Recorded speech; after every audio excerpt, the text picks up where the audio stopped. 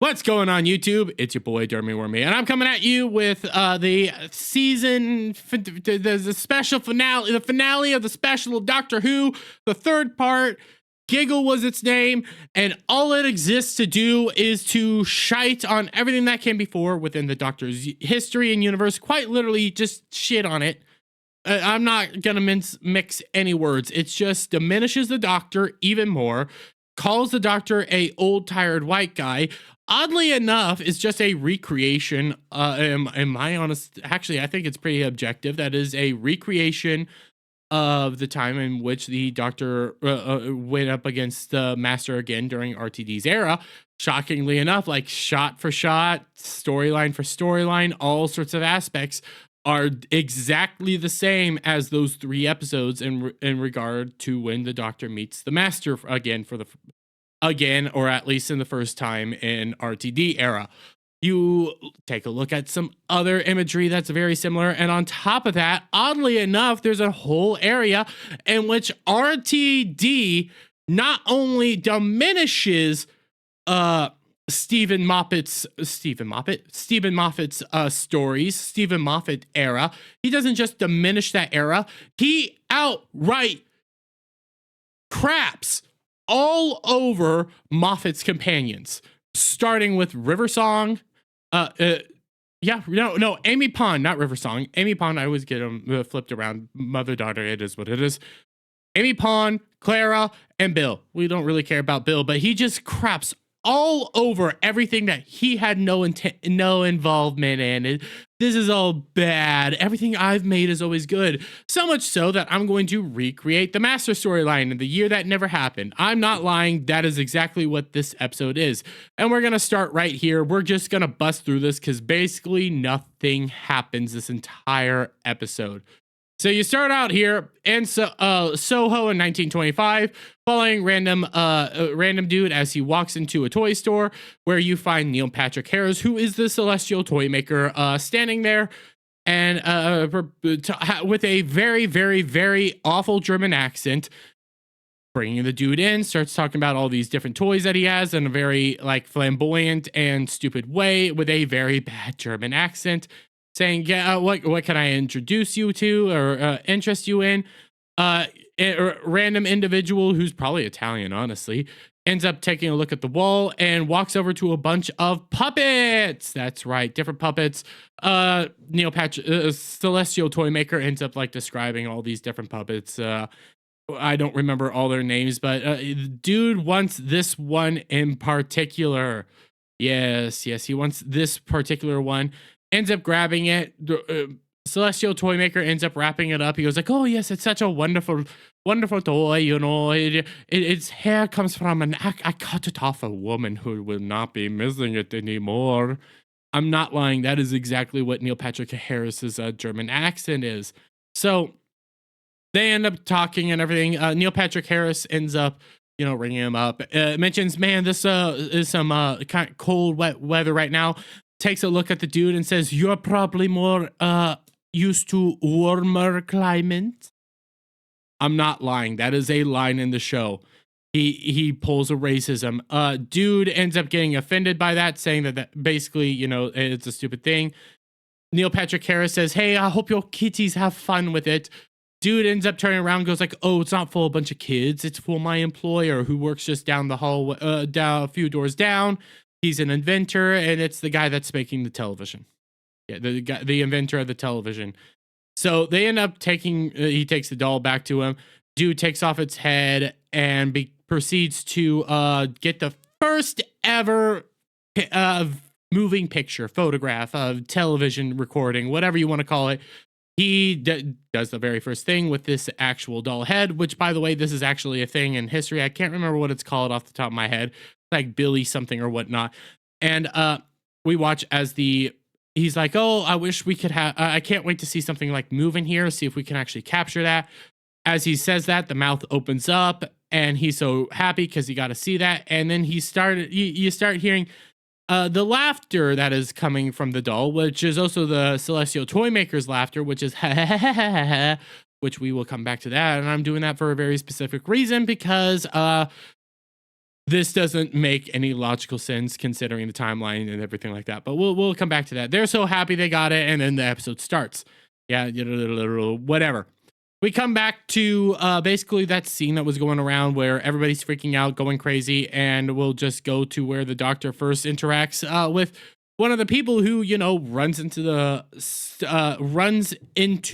street, ends up getting stopped by the Doctor before he gets ran over, where the dude says, I can't, the Doctor asks him, why are you doing this? He says, I can't drive, and goes on this crazy tirade in which he's implying that he's always right. He pays taxes. That means these roads belong to him.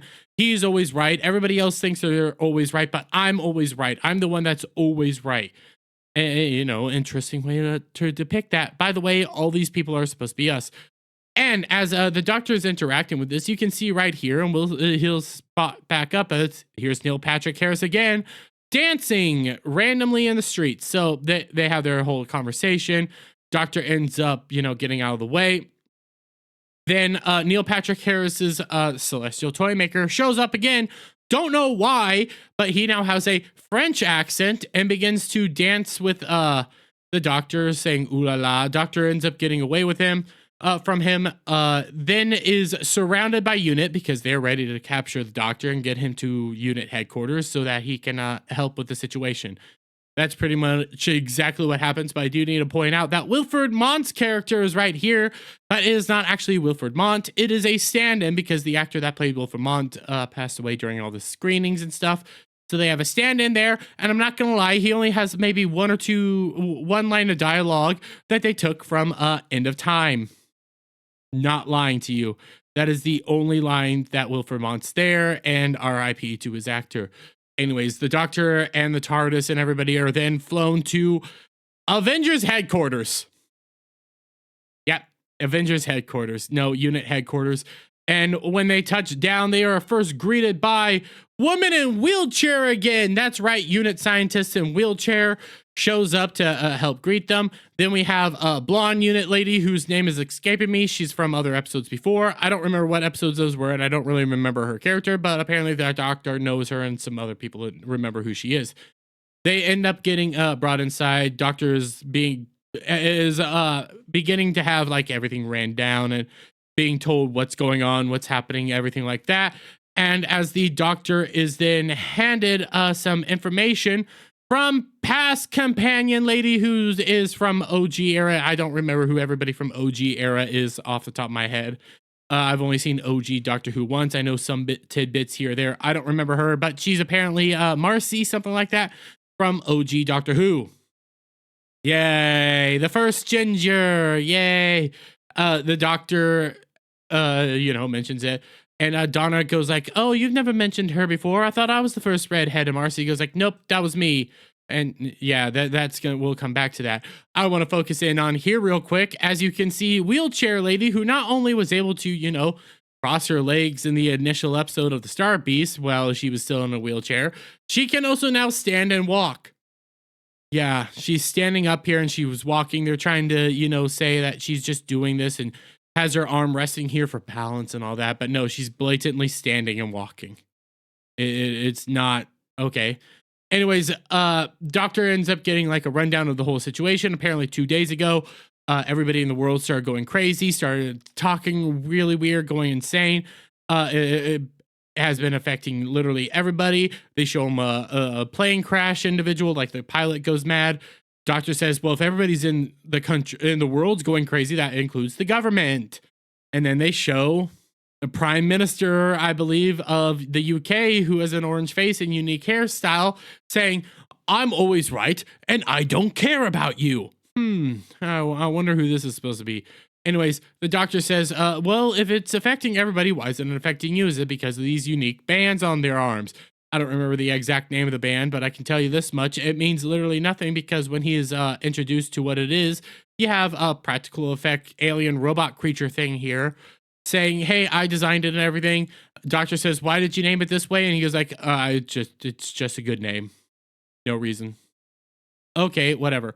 Well, the bands are used to help, keep everybody sane and calm. And the Doctor says, well, I want to see how it works and everything. So blonde Unit lady says, I'll demonstrate it for you. She turns off her little armband thing, and you see her brainwaves beforehand. She said, "Here's my brainwaves right now, slightly elevated due to the whole situation. Turn off my band." And you end up both seeing her brainwaves like rapidly increase. And the doctor begins like talking to her, going like, "How are you? Why do you, woman says, why do you care?" Ends up going off the rails, talking about her freedoms. This is an infringement on her rights. I'm not lying. This is stuff that she's talking about. Infringement on my rights, freedoms. She looks at the two, Donna and Marcy, ends up going off on them saying, "Oh my God, you two are gingers. Why are you both gingers? This is a conspiracy." I'm not lying. This is actual dialogue from the episode. She then looks at wheelchair lady and says, "You're not actually a wheelchair. I've seen you walking around plenty of times. You're not really in a wheelchair." I wonder who that might be pointed at. And I mean, she has been walking around. We saw it just a little bit ago. Anyways, she gets restrained. The thing gets put back on her, and she immediately starts calming down. She apologizes for everybody for, freaking out. And everybody's like, "Oh, it's just fine. We know it wasn't really you. It's good." Anyways, the doctor helps pick her up and goes like, "Well, why can't you just give everybody these things?" And they're like, we tried. And then they go to a news reporter. News reporter, by the way, from the David Tennant era. She's back and everything, but just look at what's going on there in this particular news report, where she has the exact band there. It says, "They want to stop you with this and control you with this, and this is infringement on our rights." Man, the Trinity Wells show. ZDX conspiracy continues. Looks kind of like a certain creator that we can't show a whole lot, that goes like, "Ah!" I wonder what that's supposed to mean. Yeah, Alex Jones reference. So we had a Trump reference. We've talked about what's good for you. We've talked about freedoms, infringement on freedoms. We've continued down this entire road of RTD, just basically lambasting everybody for who has different opinions than him, painting them out to be bad guys and stupid. Anyways, so the doctor ends up saying, "What's going on? This is so weird. Like, why is it happening now? Like, what changed 2 years ago?" They end up mentioning that, not 2 years ago, 2 days ago, they end up mentioning that, nothing really happened. South Korea moved a new satellite into position that has given everybody in the entire world access to the internet. The doctor they then say, "It's not like the Archangel program from the past." Harkening back to when the Master showed back up in the year that never happened. I'm gonna keep running on that, because we'll for those of you who do not remember the Archangel program and all that storyline, the Master ended up taking over the entire world by basically brainwashing them, using subtle cues and everything like that, and hid a small message within actual radio services and stuff like that. That just was 4 taps going like ba-da-da-da, ba-da-da-da, ba-da-da-da. That was a constant sound that everybody was able to do every time they talked to him, stuff. And interesting how that was. But they were like, "Well, we scanned everything. We never saw anything like that." And then the doctor points out, "Well, everybody has now access to the screens and internet." Then Donna ends up like, tracking everything that's on that was in the one lady's brain, and takes note that, "Oh my God, it's music notes," because she tried to teach Rose, I'm sorry, I didn't mean to dead name. No, she taught son, daughter, whatever the heck you want to call her, how to properly use the recorder. And then whatever. But because she knows that it looks like music notes, Marcy then says, "Oh my God, that's just a standard arpeggio," and goes like, "La la la la la la la." And everybody starts like reacting like, "Hey, we know the sound and everything. It's so familiar." And wheelchair lady ends up looking it up and says, "It's the very first movie recording ever." Yeah, but which is actually a historical thing. I can't remember what it's called. It's something Bob or something like that. Anyways, in this clip, it's laughing the exact same way. Ha ha ha ha ha ha. Laughter. And the very first ever video recording, which when that happened, they didn't have audio recording technology. So how is this happening? Well, we'll continue to break it down, on how absurd this is and how this is no better than a previous. This is basically just a reenactment, quite literally, of the Return of the Master. I'm not lying to you. This is all this is. Because after this is realized, the Doctor goes puts it all together. And guess what? This exact recording has been in every single screen throughout all of history. It's just there. This exact recording, subliminally brainwashing you and changing how you view stuff. And then I'm thinking, wait, how does this happen and how does this work? Because this is a recording literally within every single screen on the planet, including your phone. Anything that has a screen, phone, computer screen, all of it has this video embedded in it and influencing you, which doesn't make logical sense. Quite literally, it doesn't, because how is that happening? How is it in your TV screen? How is this actually affecting you? Because you're not looking at it or hearing it. It's not like in regards to, the whole 4 taps from when the Master was going on. That was a recording so subtle that you can't actually hear it, that the Doctor changed its pitch to help reveal what it is. This was just there this whole time affecting you, but I don't know logically how. So, okay, the Doctor ends up saying but the recording isn't what's making everybody truly act this way. It's just making everybody act who they truly are. He's like, this is a deconstruction of everything that makes the Doctor and why he loves humans. This exact next set of situations in which the Doctor, instead of his usual thing of, belittling humans before he starts talking about all the good they can do, he does the exact inverse and starts saying, even though humans are good at being, can be good, kind, loving, gentle, create good things, they are also vile, heinous, evil, bigoted, monstrous creatures, and all you guys are doing right now is acting the exact to your basest desires. You are all monsters. What? This is not the Doctor. The Doctor would, 1, do it the other way around, and 2, would always say, but you guys can always be better. You guys can always rise above the occasion. You guys can always be the greatest things on Earth. This isn't the Doctor. This is some sad old man, and we'll continue on this. So as he's chastising them for all being human and being evil and awful, he then says, well, we need to go to the original source of all this. After he, has a one-on-one with Marcy, I don't really give a shit. Anyway, so they do this. He ends up saying we need to go back to the original source. But before that, I also need to mention Donna is now going to be working for UNIT. Donna and UNIT lady have a conversation because UNIT employs a lot of previous companions and everything like that. She says, hey, why don't you just come work with us? Donna says, okay, but for double the pay. Now Donna's basically employed and making a buttload of money. So wheelchair lady figures out where the initial recording happened. Doctor and Donna end up transporting back to that time. And yeah, we'll have more discussions now because Donna, as they get there, Donna then starts talking to the Doctor about, well, why didn't you ever tell me about Marcy or any of these other past individuals and stuff that you have traveled around with? A conversation that has happened in the past, actually, with like people like Martha, Rose, individuals like that, when they start realizing, hey, he's traveled around with several companions and stuff.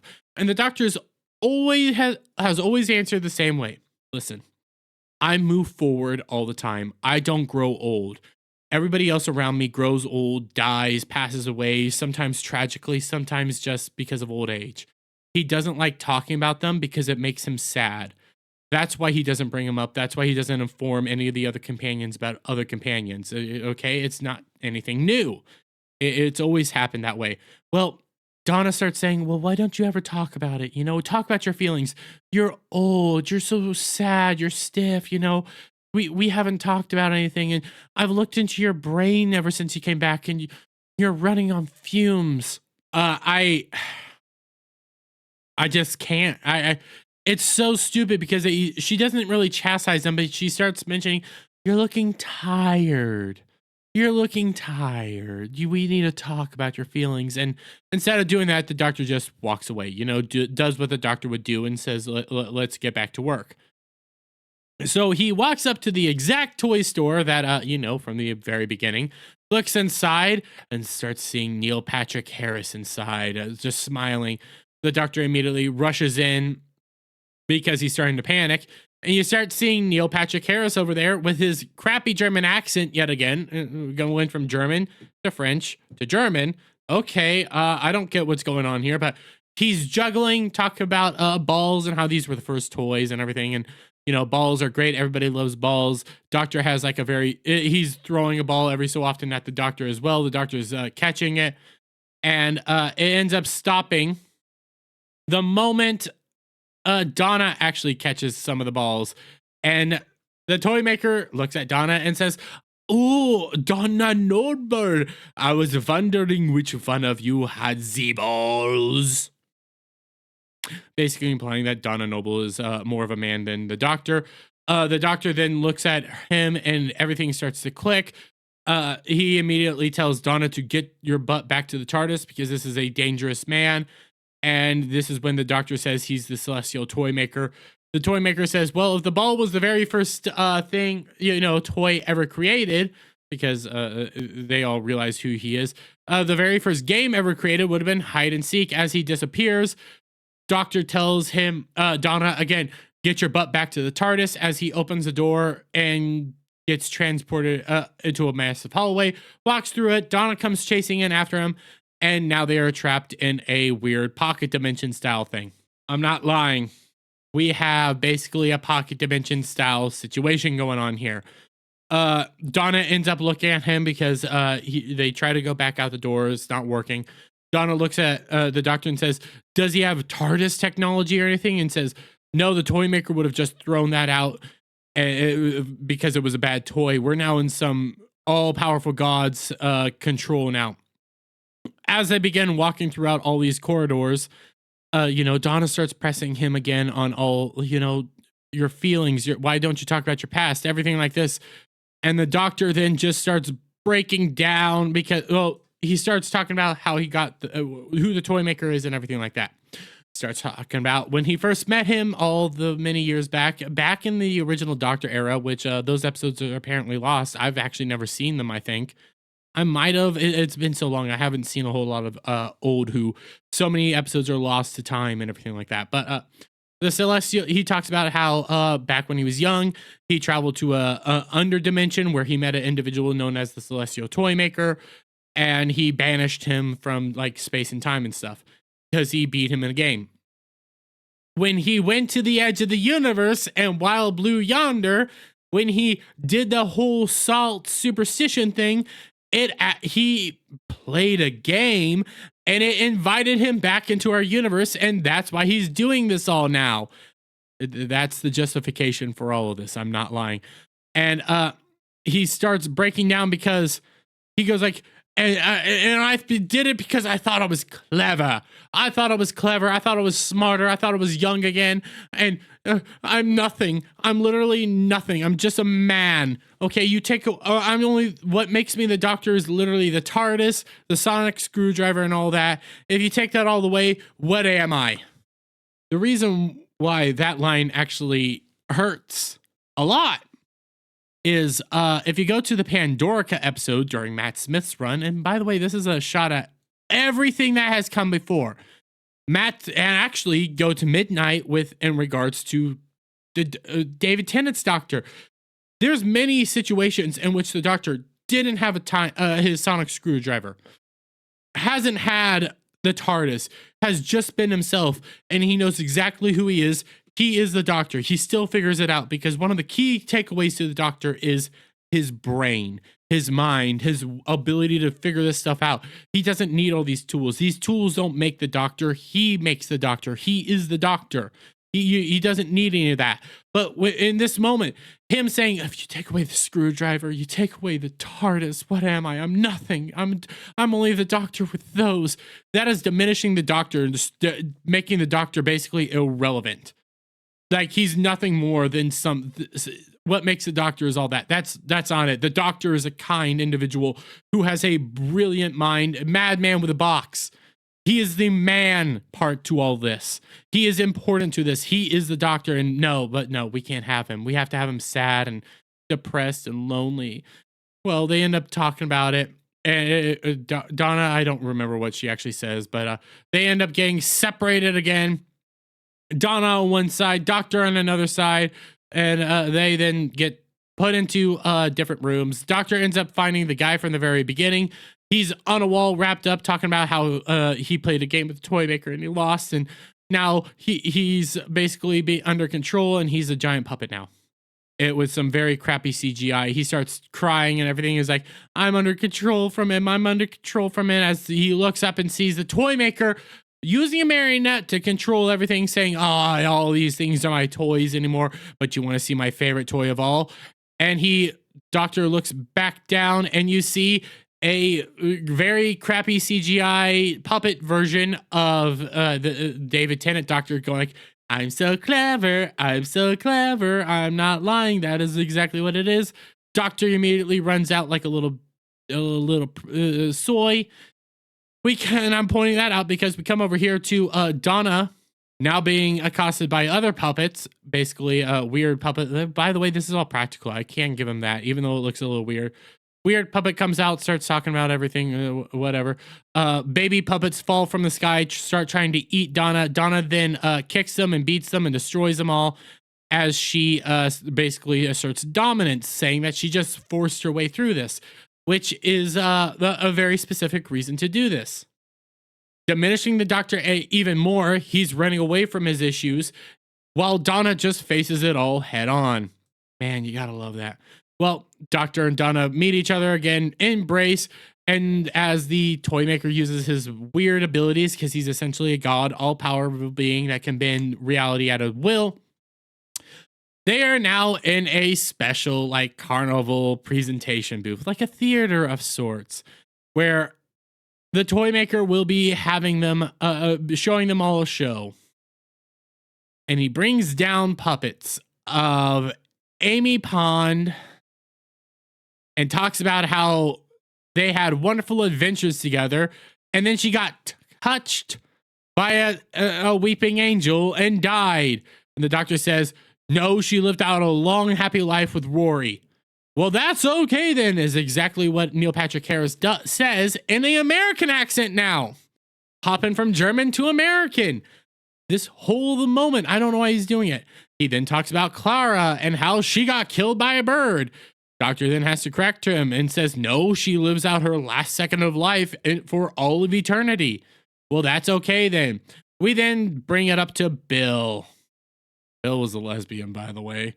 And he says, well, Bill was killed by a Cyberman. And Doctor says, no, her conscience lives on within another instant. Diminishing it all. Diminishing, oddly enough, Moffat run.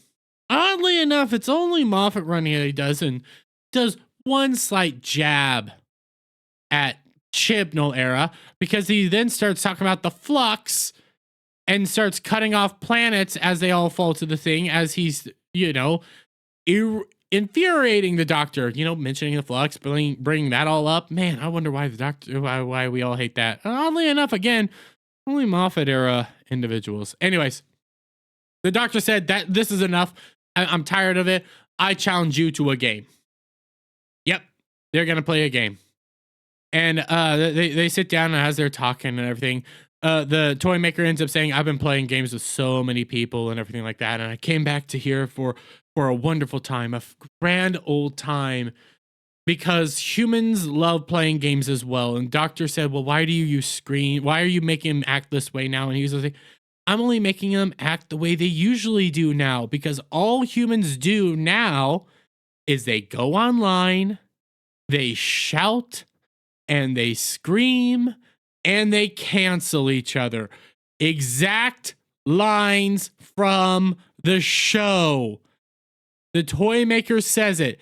I wonder who he's aiming that at. Maybe the fans, maybe the toxic fans who shout and scream and don't like what's going on here.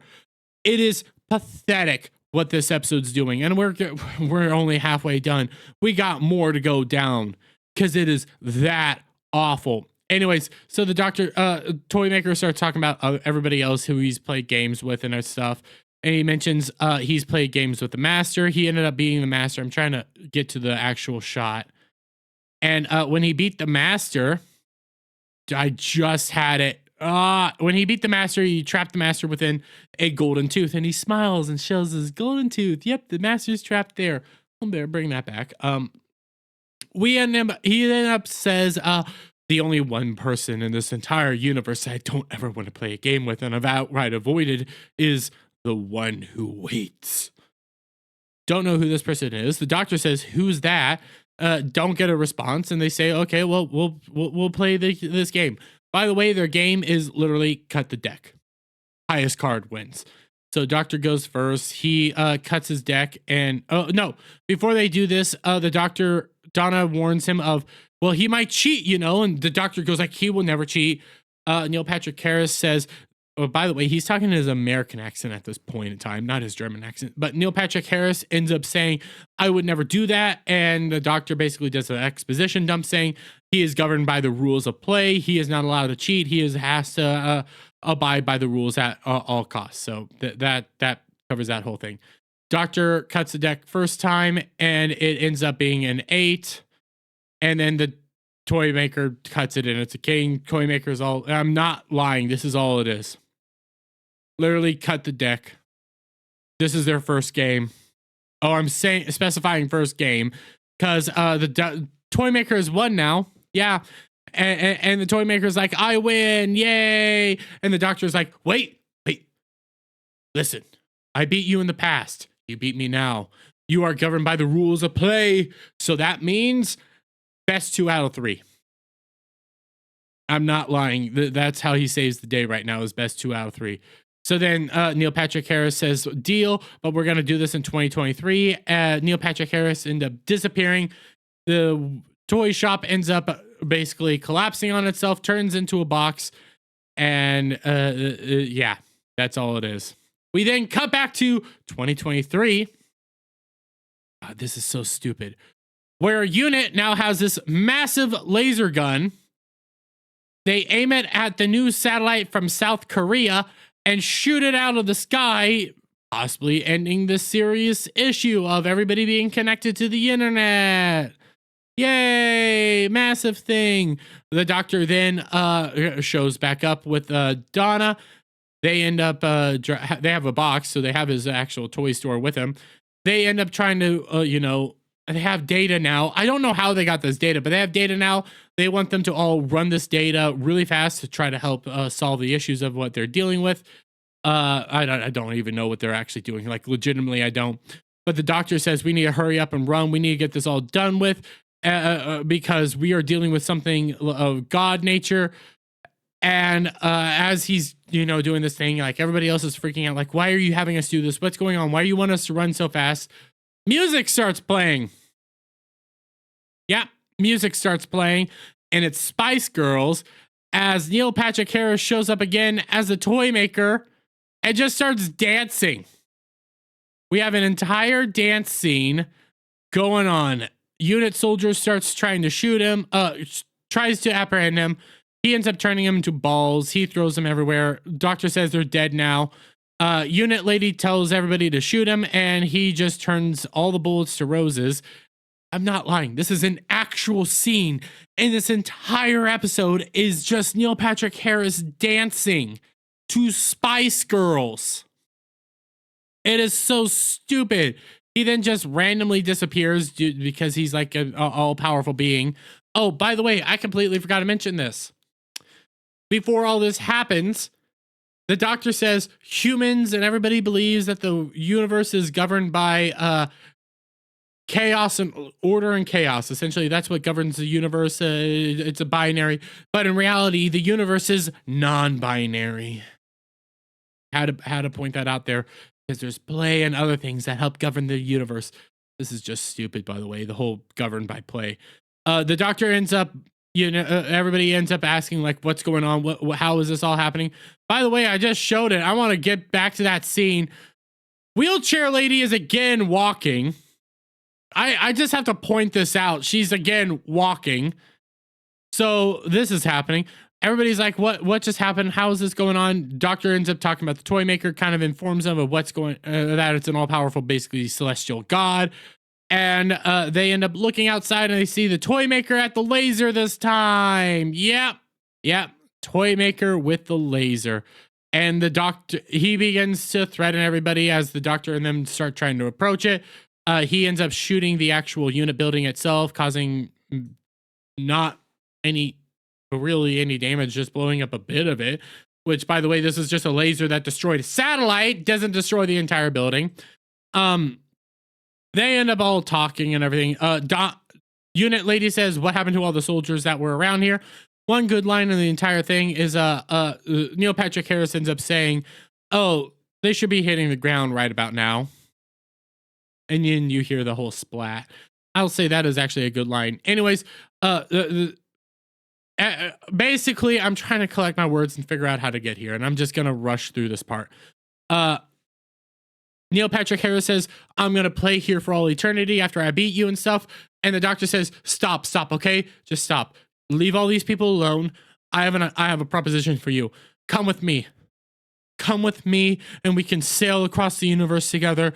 We can play games for eternity and be celestial. Why am I focusing this out?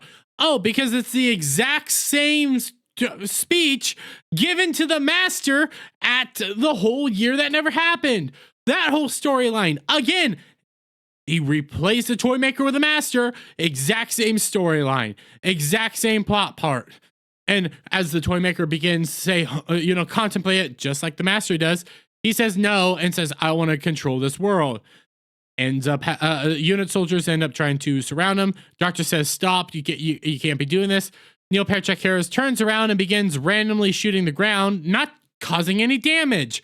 I'm pointing this out because this is a laser that just destroyed a massive satellite, just destroyed glass on the building, and now isn't destroying the actual platform.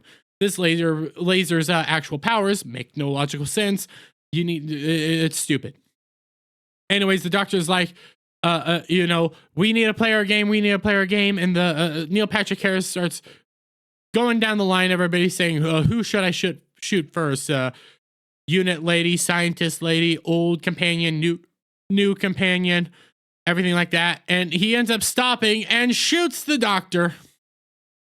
Just shoots him right through the chest. Yeah. Essentially killing the Doctor, causing the regeneration.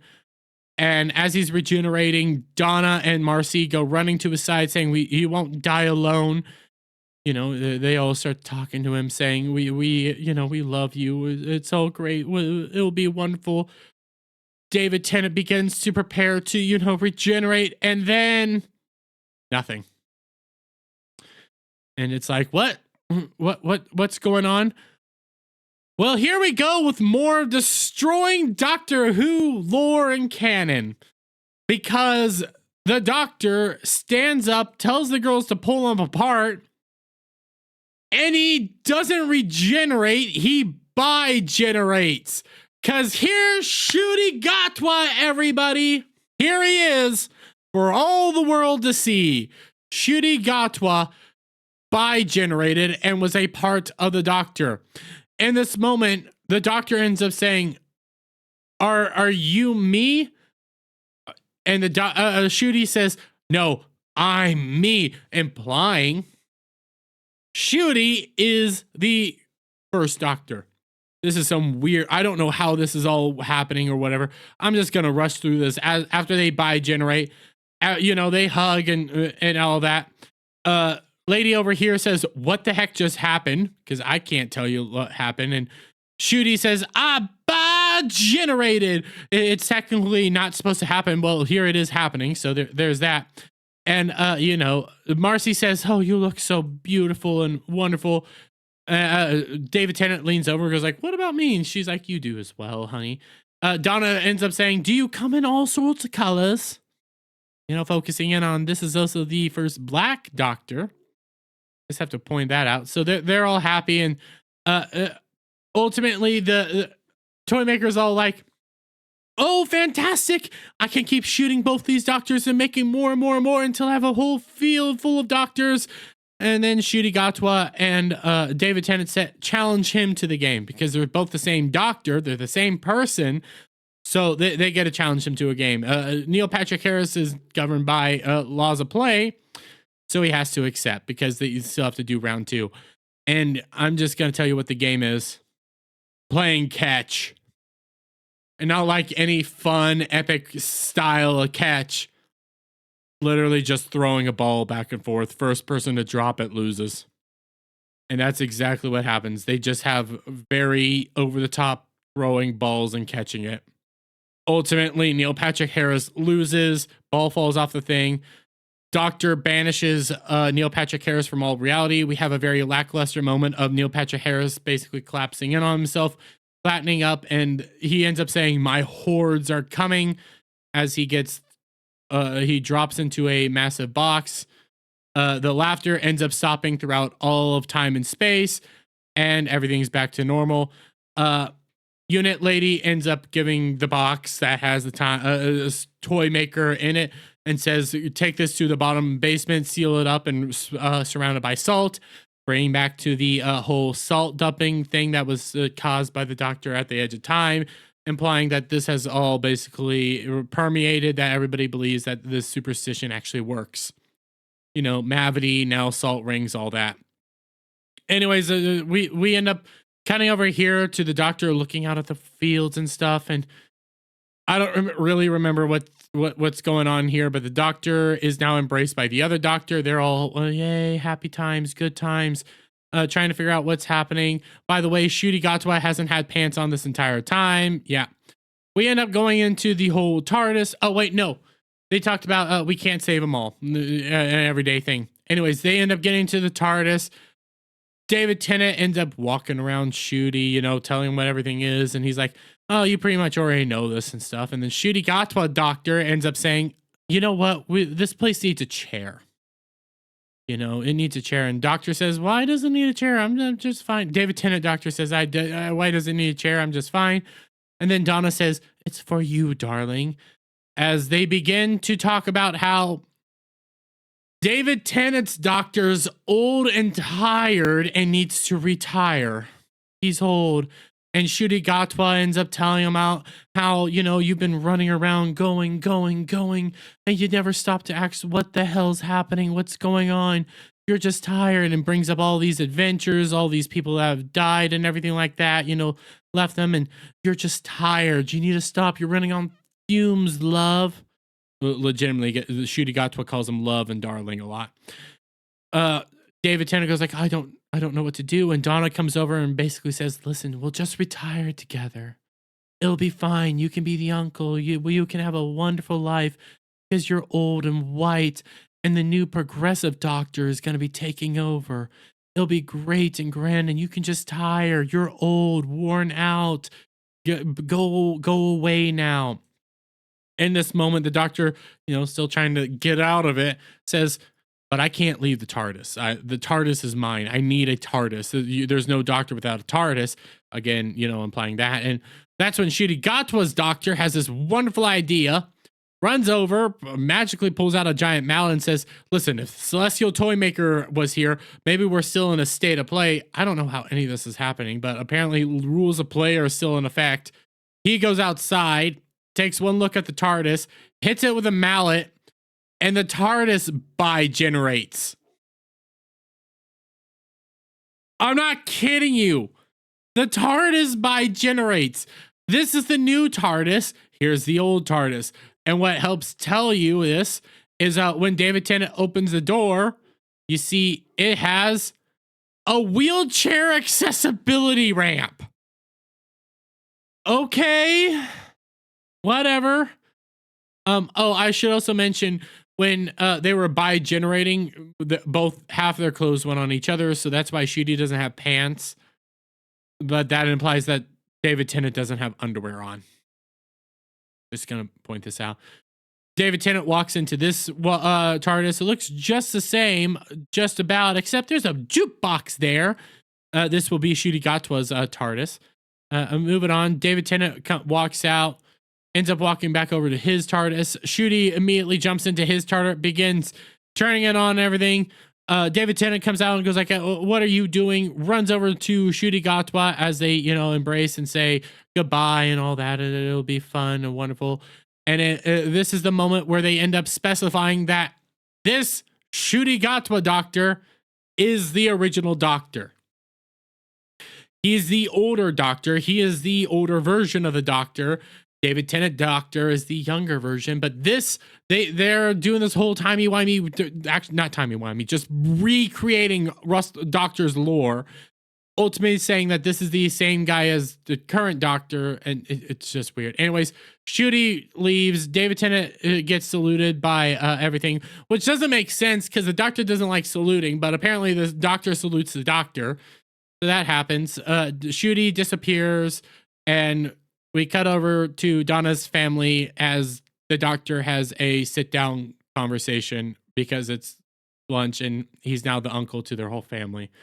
Have a long conversation, deals with stuff. Marcy shows up, aunt, uncle, whatever, talking all sorts of crazy stuff, whatever. They're eating a vegan meal, by the way. Retired, sitting out, all old and yay, done. Ncuti's there, and that's it. I'm not kidding. That's all it is. Oh, I did forget to do something. I was going over this so fast. I forgot to bring up one thing, and I forgot. I need to find it. Come on, load for me, baby. Load for me, because this is going to be a goodie. I told you this entire time that this was nothing more than a recreation of the whole Return of the Master scene. How this, before I forget to show you guys this. This is actually an entire scene, shot in the show. Remember, the golden tooth holds the master in it. Random hand comes down to pick up, the tooth with the master in it. By the way, I don't know who this person is or where they're located because it was at the edge of the entire platform. So there's that question. But for those of you wondering, what the hell am I talking about here? At the end of the whole year that never happened, bye-bye to Martha, bye-bye to Master, everything. Random hand reaches down and picks up a ring that was always on the Master's finger. And then later on, at the end of time, it is used to bring back the Master. So the Master's coming back. That's there. And yeah, I'm not going to lie. This was the most boring episode of Doctor Who I've ever seen. Even everything that they tried to establish, change lore, recreate the Doctor and everything, it was boring. It didn't make logical sense because they were saying that, David Tennant's Doctor is old, tired, needs to retire. We need to usher in this brand new era of Doctor. That's the creators talking to the fans. I get that part. The problem is, in the context of Doctor Who, Ncuti Gatwa's Doctor would be just as tired as David Tennant's Doctor. They're the same Doctor. They're the same person. So just because David Tennant's tired and Ncuti Gatwa's new doesn't mean Ncuti Gatwa wouldn't be tired as well. So there you got that whole mind budgery.